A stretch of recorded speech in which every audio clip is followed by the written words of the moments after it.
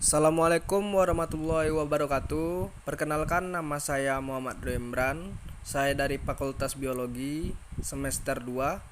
Baiklah, di sini saya akan mempresentasikan tentang hakikat ibadah, pelajaran al-Islam. Ibadah merupakan bentuk penyembahan manusia kepada Allah. Dari ibadah dapat dilihat seberapa bersyukurnya hamba-Nya tersebut. Manusia juga tidak dapat dipisahkan dengan penciptanya. Di dunia ini, manusia tidak hidup tanpa manusia yang lain. Maksudnya, manusia itu tidak bisa hidup tanpa manusia yang lain. Jadi mereka saling bantu lah ya. Saling bantu. Hubungan khususnya kepada Allah, ya dengan ibadah tersebut, dengan sesama manusia terdapat hubungan yang merupakan ibadah yang berbuat baik dengan makhluk ciptaan Allah yang lainnya juga.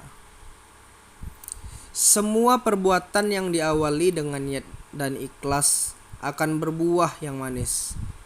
Ibadah yang dinilai oleh Allah dan ibadah tersebut akan menambah dekat makhluk dan Khalik. Dalam sebuah syair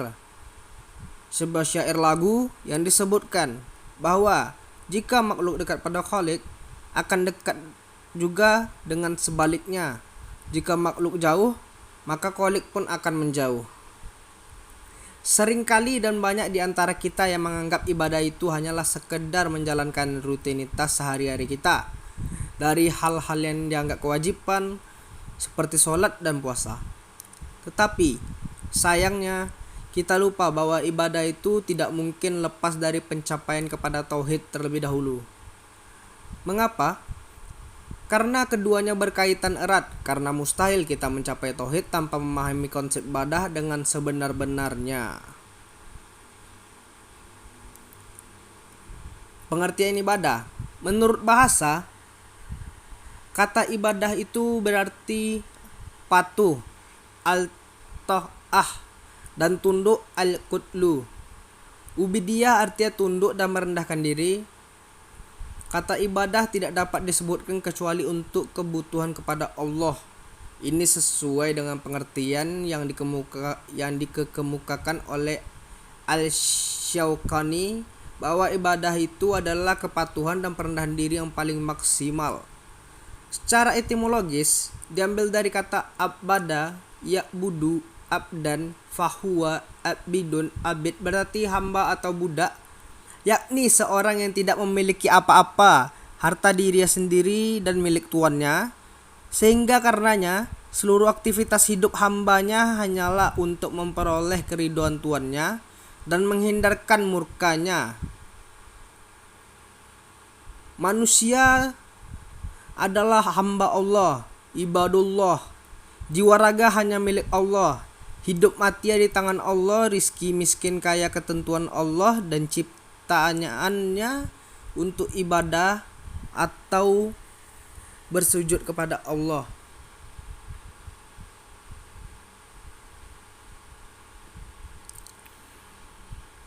Baiklah, saya akan melanjutkannya.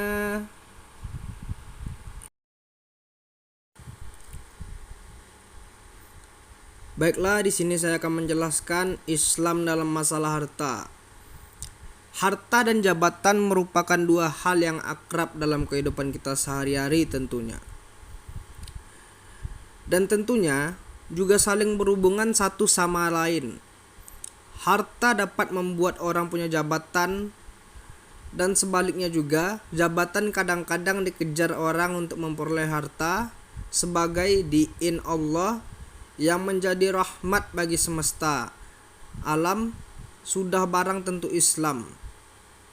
Perhatian yang sangat serius dan mempunyai tata aturan yang jelas mengenai harta dan jabatan. Harta dan jabatan dapat mengantarkan seseorang kepada kemuliaan, tetapi dapat pula membuat seseorang menjadi hina. Tergantung bagaimana manusia itu memandang dan menyikapinya. Harta dan jabatan sebagai amanah dan karunia Allah.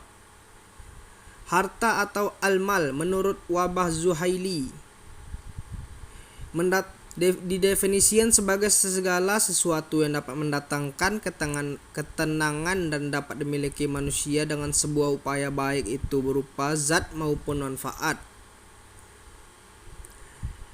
Menurut Hanafiyah, al-mal adalah sesuatu yang mungkin dimiliki, disimpan, dan juga dimanfaatkan. Pendapat mayoritas ulama, al-mal adalah segala sesuatu yang memiliki nilai, di mana bagi orang yang merusaknya berkewajiban untuk menanggung atau menggantinya. Dalam Al-Quran, bahwa harta adalah perhiasan hidup. Pada Al-Quran surat Al-Kahfi ayat 46 dan surah An-Nisa ayat 14 dijelaskan bahwa kebutuhan manusia terhadap harta sama dengan kebutuhan manusia terhadap anaknya atau keturunannya. Maka kebutuhan manusia tersebut terhadap harta adalah kebutuhan yang mendasar tentunya. Manusia bukan pemilik mutlak terhadap harta. Kepemilikan manusia itu terhadap harta dibatasi oleh hak-hak Allah.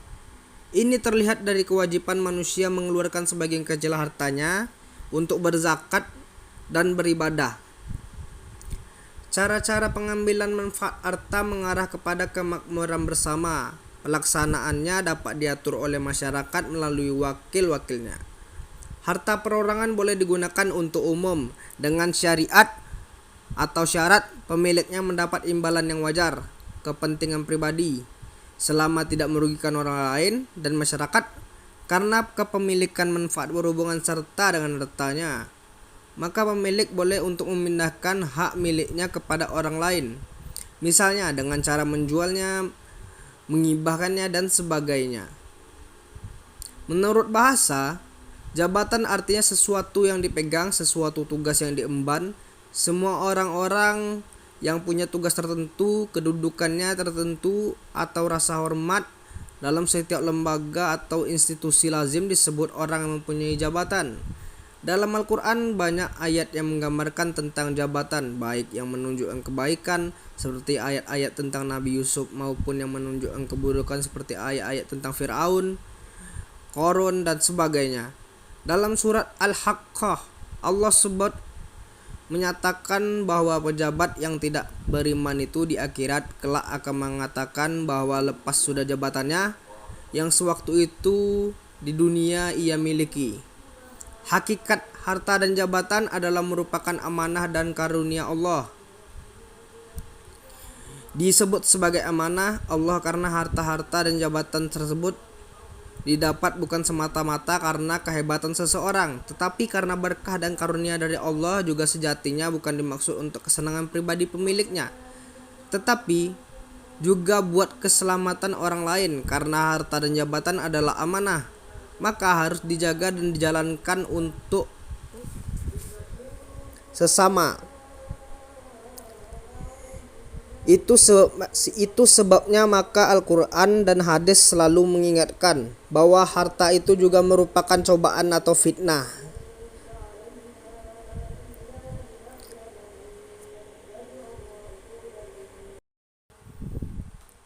Baiklah, selesainya presentasi dari saya, Muhammad Abdul Imran. Saya mohon maaf apabila ada kata-kata yang salah atau penyampaian yang salah dari saya sendirinya. Saya mohon maaf. Sekian dari saya. Terima kasih. Assalamualaikum warahmatullahi wabarakatuh. Semoga hasilnya memuaskan. Amin.